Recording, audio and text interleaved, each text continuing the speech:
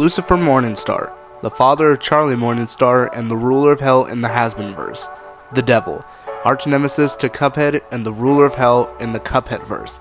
Both of them representing the same concept, going head to head again. You guys voted for it, and now I'm delivering. For this episode, I'll be looking at both versions of the Devil from the Cuphead game and the Netflix TV show, just to give us some more information. Also, side note, you guys like my new office? I do too. One of my friends made it for me.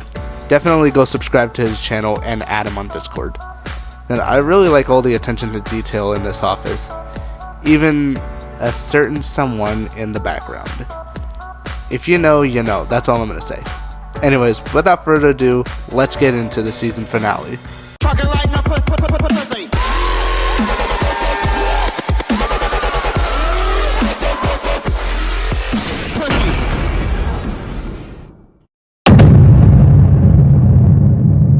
Lucifer is the ruler of hell in Hazbin Hotel, Charlie's father, and a supporting character in Hazbin Hotel. Before the events of the pilot and the show, he was once an angel in heaven, one with flourishing ideas for the creation of humanity, but unfortunately, he wouldn't be allowed to put his dreams into reality, as the other angels thought that it would ruin their creation of Earth. Once Lilith and Adam were created, aka the first humans, Lucifer would meet Lilith and create a strong romance between them. Then both of them would give Eve the fruit of knowledge, and thus release sin into the world. As punishment for this, Lucifer and Lilith would be banished to hell. Lucifer would be destroyed by this. As hell continued to grow, Lucifer would become part of a group of demons called the Seven Deadly Sins, Asmodeus representing lust, Beelzebub representing gluttony, Mammon representing greed, Satan representing wrath, and lastly, Lucifer himself representing pride. Then later, Charlie would be born, and then Lilith would leave the two for unknown reasons, sending him into a deeper depression than he already was. During the show, he would help Charlie get a meeting with heaven, defend Charlie and the hotel in the final battle, and create a hatred with Alistair. This goes to show that Lucifer is becoming a better father for Charlie.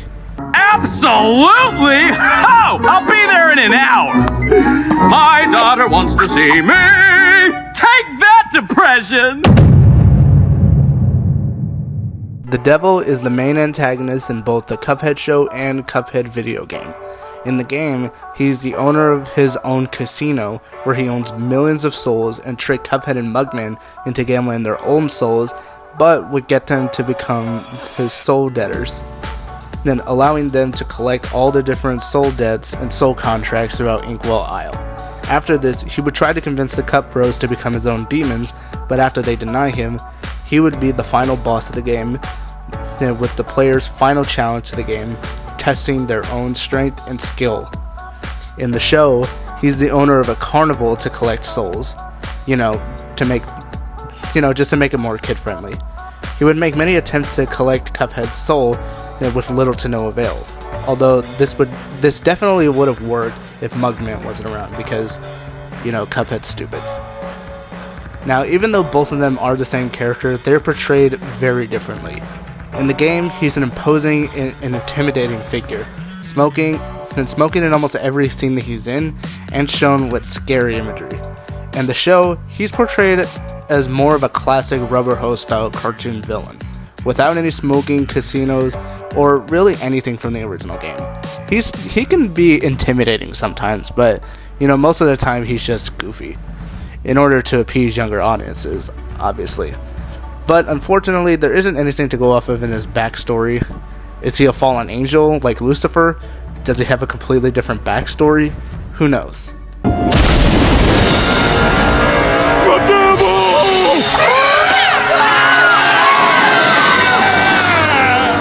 My fans, they love me. Now that we've covered both of their backstories, let's get into the categories to find out who is the ultimate king of hell. What the?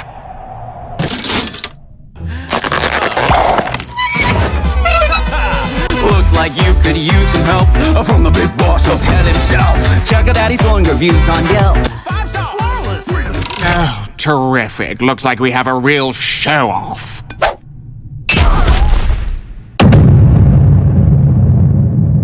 First is AP, or attack potency. According to his Versus Wiki, Lucifer is said to have mountain level AP and potentially even higher, considering that he's the most powerful being in hell, being superior to Adam when it comes to abilities, speed, and agility, and as a fallen angel, he still possesses some of his angelic abilities that trump over demonic abilities, and is one of hell's few magic users. And even though he doesn't seem strong then when you look at him, he can definitely give you a beating just like he did with Adam, knocking him out for a while and sending Adam flying in this scene before beating him. Although it seems more like Charlie did this, but we'll just say that Lucifer did. And also he was able to send Adam flying the first scene with just one punch. The Devil has city block to small city level AP, being the most powerful character in both the game and the show of Cuphead. And Cuphead said himself in the games that he is, quote, powerful beyond words, after having to go over shape-shifting clowns, genies, dragons, giant robots, and a ghost train. And in the show, the Devil is also shown able to burn down a large portion of the forest, and burn his finest demons to nothing but ash. So this is actually a pretty interesting one, but I'll give the Devil the point here, mainly because he's shown his AP more throughout the show, and also a little bit in the game. Next up is speed. Lucifer is said to have hypersonic speed and FLT, combat and reaction speed. Then since he's able to dodge Adam's energy attacks with ease, and also toying with him throughout the fight. Though this could also mean that Adam has a case of stormtrooper aim, meaning that he's not very good at aiming. The Devil is said to have transonic to subsonic speed, being able to shapeshift into different animals to give him some extra speed. So I'd give Lucifer the point here, since he's able to dodge light attacks with other characters not being able to in the show. Next up is durability. The Devil is said to have city block to small city durability, taking hits from Cuphead in the games for a while until ultimately being defeated, and in the show he can survive being covered in his own flames, survived many shockings from the impenetrable invisible sweater, survived having it on him, and this is also tacked on top considering that he's a rubber hose character, which, if you don't know, is basically just Toon Force, which, in case if you don't know what Toon Force is basically just the ability to survive pretty much anything. Then Lucifer, on the other hand, has mountain level and likely higher durability. Then since he took a body slam from Adam while being distracted and was completely fine without a single scratch on him. And with this topped off being the fact that he can survive almost anything apart from angelic weaponry or angelic metal. Yeah, this version of the Devil does not have Toon Force abilities, but he can survive almost any attack, just as long as it's not angelic based. So both can survive pretty much anything that you throw at him, with one's weakness being angelic metal, and the other having the power of Toon Force. So I'll give both of them the point here, since it's unlikely that the Devil would carry any angelic metal on him, or even if his pitchfork is made of angelic metal, and it doesn't seem like Lucifer could do anything to damage the Devil here, considering the Devil's Toon Force abilities.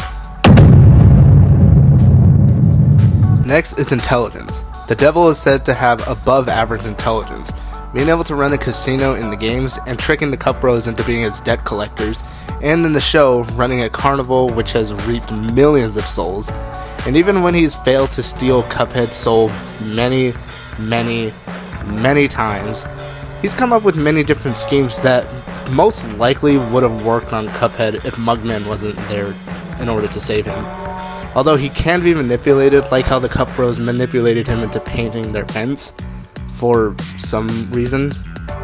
Lucifer, on the other hand, is said to have gifted intelligence, since he was said to be an ambitious dreamer, can create millions of rubber ducks with many different gimmicks, like being able to backflip and spit fire, and can play various musical instruments. Go figure.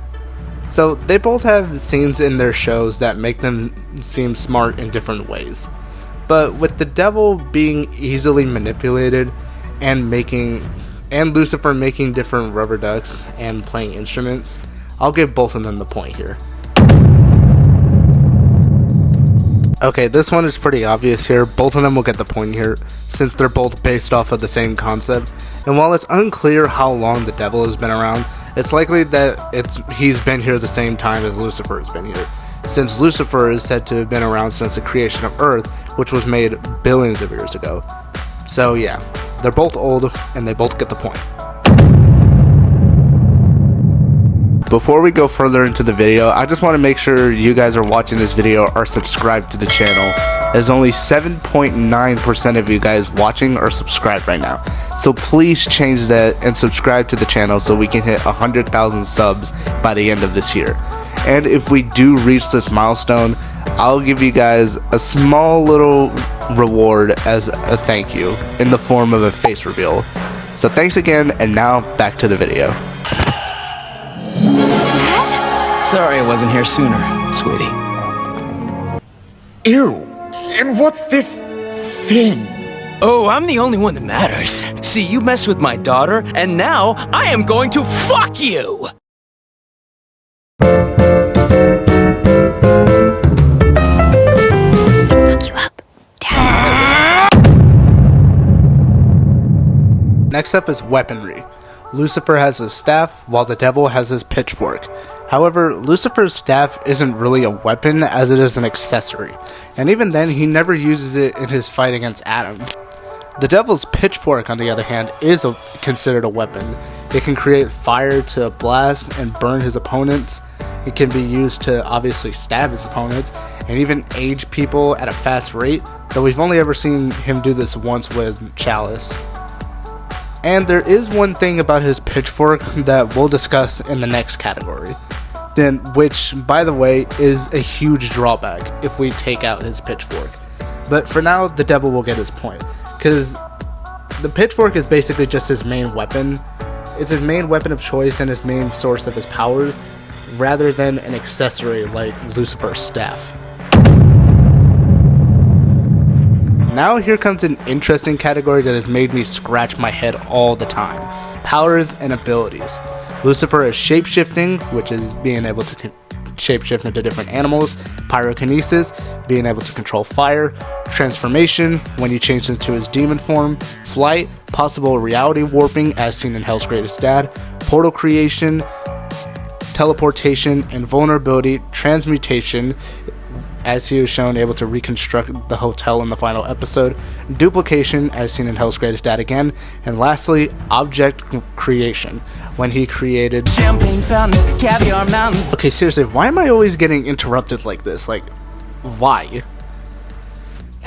Anyways, the devil has pyrokinesis, flight, shapeshifting, size manipulation, soul manipulation, being able to steal someone's soul directly from their bodies; elasticity, thanks to the Toon Force abilities; transformation, darkness manipulation, since it changed from night to day upon his first appearance in the Cuphead show;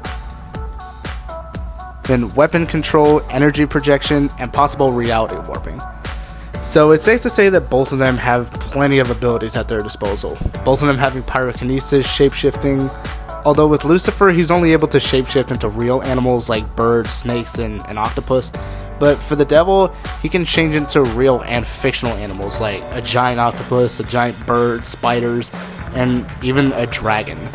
Although maybe Lucifer can shapeshift into other animals, but he's only been able to show shapeshifting into real animals.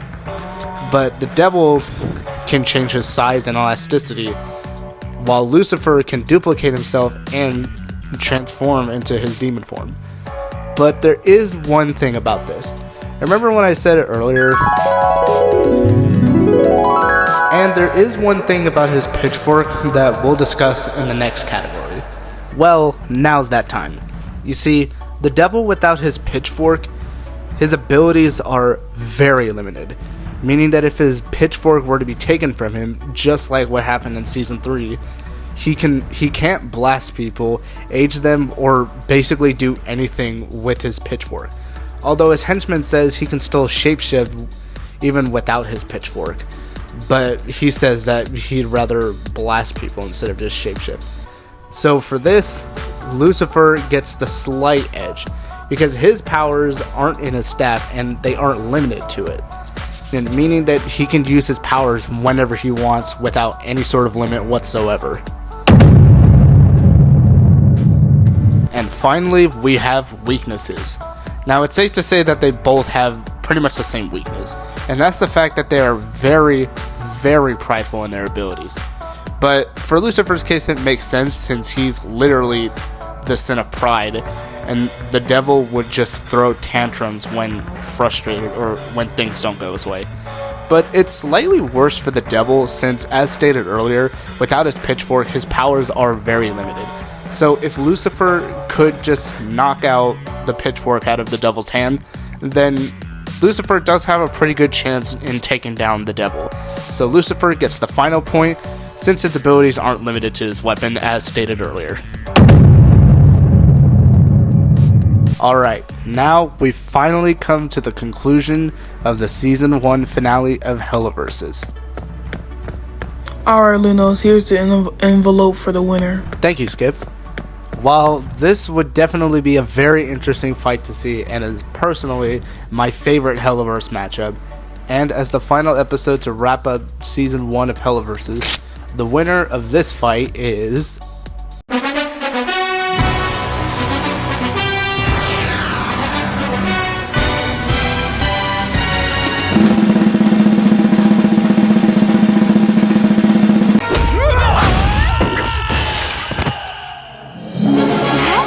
Sorry I wasn't here sooner, sweetie.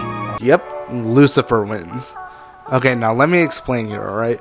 While the devil would most certainly put up a good fight against Lucifer, since they both can shapeshift and can fly, Lucifer seems to have better feats compared to the devil. Lucifer has swept the floor with Adam in their fight, who is a highly ranked angel in heaven, while the devil struggled with 2 cubs, and it's made even worse than the Netflix show.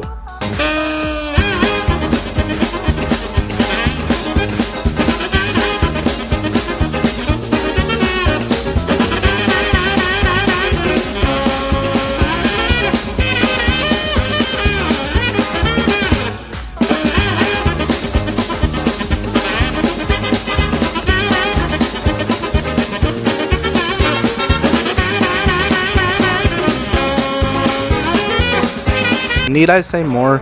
So, if the devil can lose against 2 characters that are weaker than him, even without his powers, then surely he could lose against somebody who is equal to him in terms of powers, abilities, and where they stand in a hierarchy. So, Lucifer is the new winner of this fight, and the winner of HellaVersus Season 1. Do you guys agree, or do you guys disagree? Let me know in the comments below. And let me know some matchups that you guys want to see for Season 2.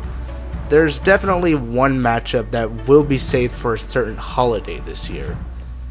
Then feel free to comment down below some of the matchups that you guys want to see, because there's definitely a lot more matchups for HellaVersus Season 2 than I originally anticipated.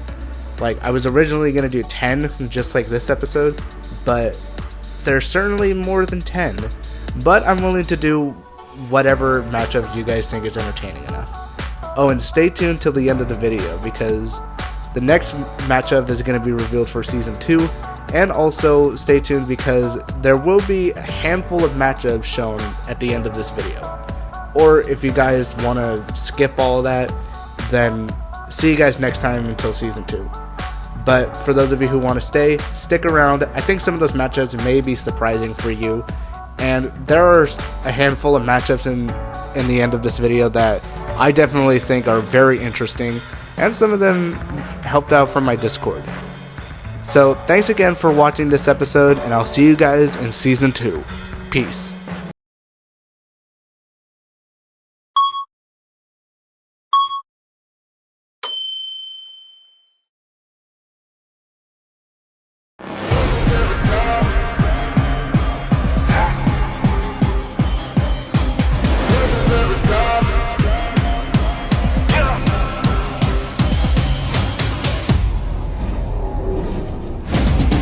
In my own right, I don't buy my own rights. Blood, sweat, and tears. trinity of them long nights. Leave a legacy, epitome of my whole life. Legends never die, legends never die. Yeah. Never compromise, yeah. I'ma take the prize. Legends never die, legends never die.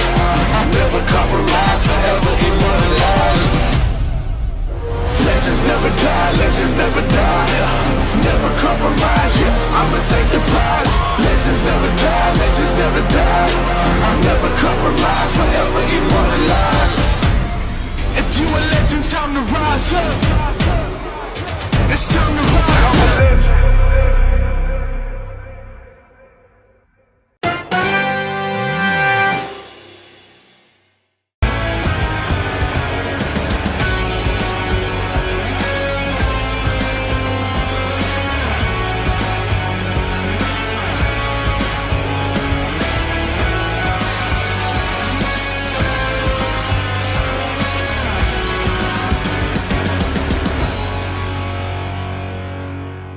Subscribe, help me get a brick!